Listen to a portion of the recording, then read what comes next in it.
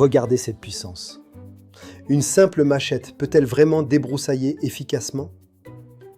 La réponse pourrait vous surprendre. Mais attention, ce n'est pas un jouet. Que ce soit en jungle tropicale ou dans nos forêts européennes, la machette reste l'allié numéro 1 de celui qui veut se frayer un chemin. Mais est-elle adaptée à tous les types de végétation? Ronces, fougères, bois dur? On va tout passer au crible pour vous. Bienvenue dans ce guide complet présenté par Couteau Azur. Attachez votre ceinture, ça va trancher. Alors, peut-on débroussailler avec une machette? La réponse courte est oui, mais la réponse longue est bien plus passionnante. Toutes les machettes ne se ressemblent pas.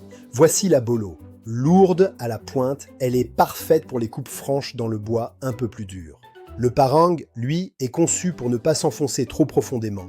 Son équilibre permet de travailler longtemps sans se fatiguer le poignet. Et n'oublions pas le célèbre Kukri.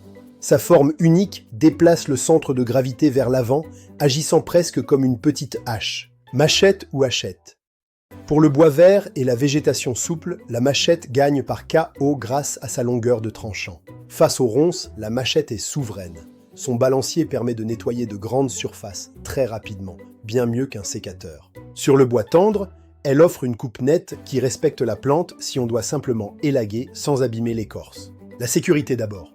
Portez toujours des gants, une main qui glisse sur la lame et l'aventure s'arrête net. Ne prenez aucun risque. Respectez le cercle de la mort. Personne ne doit se trouver à moins de 2 longueurs de bras de vous quand vous travaillez. Soyez vigilants. Une machette émoussée est plus dangereuse qu'une lame rasoir car elle peut rebondir. Apprenez à l'affûter régulièrement avec une pierre adaptée. Après chaque sortie, nettoyez votre lame et huilez-la. L'acier au carbone adore la rouille, alors chouchoutez votre outil. Côté loi, attention. En France, la machette est classée en catégorie D. Elle est en vente libre aux majeurs, mais son transport est réglementé. Vous devez avoir un motif légitime pour la transporter. Je vais débroussailler mon terrain est un motif, je me promène en ville ne l'est pas. Le secret d'une coupe efficace? L'angle d'attaque. Visez environ 45 degrés pour que la lame glisse et tranche au lieu de simplement frapper. Pour votre première machette, choisissez un modèle polyvalent de 40 à 50 cm. C'est le meilleur compromis pour débuter. L'équilibre est primordial. Une machette trop lourde en tête vous fatiguera vite, alors qu'une trop légère manquera de puissance.